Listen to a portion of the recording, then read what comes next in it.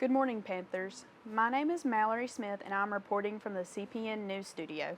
Today, I have the pleasure of interviewing the director of the Miss Turkey Trot pageant, Jacqueline Clanton. Thank you for being here with us today. You're welcome. Thank you for having me. You're welcome. All right, what are we going to talk about today? Can you tell us about how this pageant began and what the goal is? Sure. So this pageant began back in 2014, and at that time we did not have enough technology in our school. We were trying to go like one-to-one with devices, but there wasn't funding for that. So in the elementary building, we really wanted our students to have access to more technology.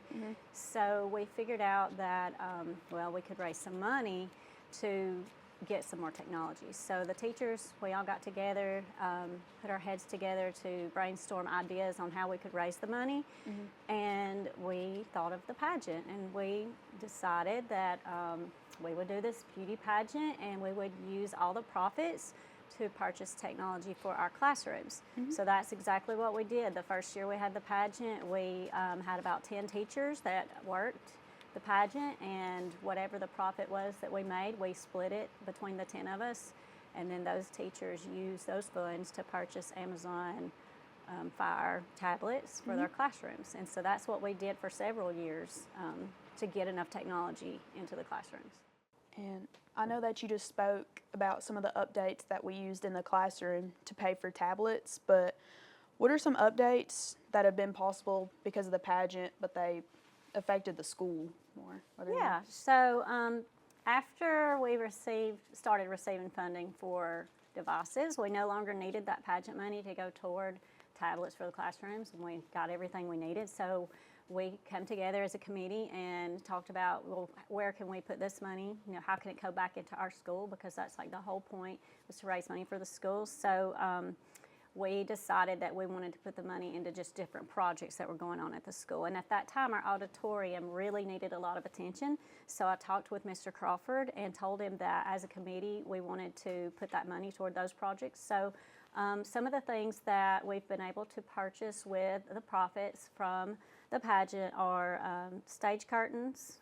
We shared that cost with some other funds, tables, chairs, a media backdrop, a new podium, and then one of the biggest ones was the audio and visual equipment that was purchased for the sound room down in the auditorium. So we've had a lot of money go toward the auditorium. It's very nice.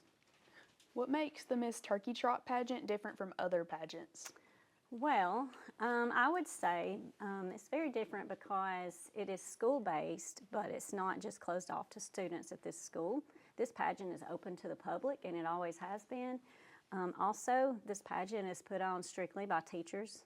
I don't know of any other pageants besides like a calendar girl that would be put on by just teachers. And also, we do the pageant in conjunction with the historic Turkey Trot Festival that our community has in this town. As director, what is your most memorable year of Turkey Trot? Well, that is a really tough question. I feel like every year something memorable happens. So I'll just speak to a few things that are sticking out to me right now.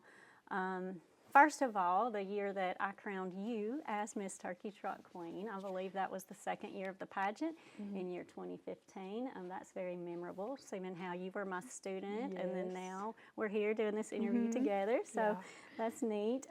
One year we had a baby that had entered the pageant, but like right before the pageant started, the baby wasn't here yet. So we had to go on with the pageant and go ahead and start. But right at the last minute, like as they were walking on stage, they came running in with the baby. And the baby won queen that year. And then she slept through the pictures because she was so worn out. So that one was memorable. And then another year that I have a good memory from is, I don't remember the year, but we had Miss Alabama, I believe it was, that came and helped crown. So that was really neat. Can you tell us a little bit more about the preparation that goes on behind the scenes? Sure. There's actually a lot of preparation that goes into this beauty pageant. First of all, I have a pageant committee of about 12 teachers who have a common interest of, improving our schools. So those of us that are on that committee, we meet each year before the pageant, a few months before. We try to come together to set a date, and we have to look at a lot of different things when we're setting the date. Availability of the auditorium. We look at the college football game schedules because they do have an impact on our participation rate. So there's a lot of factors that go into that for the planning the date. And then after the committee meets, we kind of divvy out jobs as far as like who can help get flyers out, get the word out. Sometimes we put it in the radio station, newspapers, different businesses. Sometimes you'll see me driving around to different businesses posting flyers in the windows. So a lot of prep work like that. We also have to, we have to order crowns, order trophies. Got a pretty crown right here. And then lining up judges and making sure that I'm getting judges that are not affiliated with any of the contestants. There's just so much that goes into it. Then I have people who help decorate for the pageant. They decorate the stage. This auditorium has to be cleaned and set up with chairs. So there's just a lot that goes on behind the scenes that people don't really probably think about. And then just lining up all of the pageant workers that volunteer their time to be here on the day of the pageant, because everything is volunteer as far as the committee that puts it on. So we volunteer our time there, and just getting all of that set up and ready to go so that everything moves smoothly on the day of the pageant. Yeah, I know it's an all-day thing, and just being more active in pageants, I know how everything goes, and that's why I'm honored this year to get to help crown. Yes. And, just one last time, use my title just to help. Well, we appreciate you coming to crown this year. Of course. I'm excited. What is a personal goal that you have for this pageant?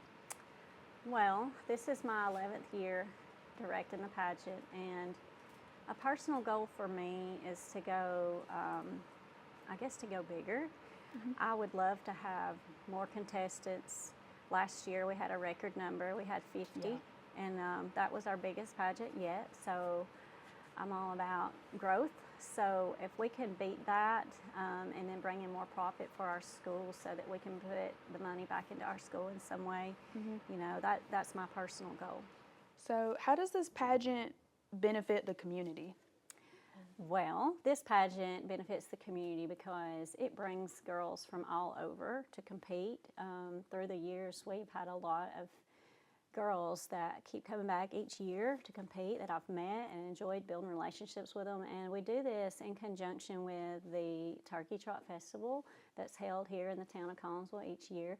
So the queens from each division are invited to attend the Turkey Trot Festival. They come in their crown and their sash, and then I go on stage with them at 12 o'clock during that festival each year and announce them on stage. So it's a way for girls to be more involved in our community and get to know each other. So I have a question for you, since you're a past queen, and I just want to know, can you tell everyone how this pageant has helped you as a person? Well, it definitely, brought an interest to me that I didn't know I had. I'd never done pageants, and in 2015, I decided that I wanted to, do Miss Turkey Trot, and, I was deer hunter, fishing, and so it really wasn't my thing, but I tried it out, and I ended up winning and being Miss Turkey Trot 2015, and that sparked an interest that I didn't know I had. And now I've competed in pageants for years, and then I came back in 2024 and won Miss Turkey Trot 2024, and now that I'm older, I can compete in scholarship pageants, and I'm planning on competing in one on my birthday to try and win money for college, and it just shaped me to, be a better person and be more confident, and, now I have friends, and, I've spoke to many people, and I have friends all over the state.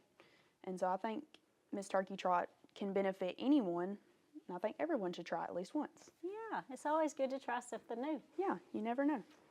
That's all we have for today. We want to thank Miss Jacqueline Clanton for being here with us today and answering all of our questions.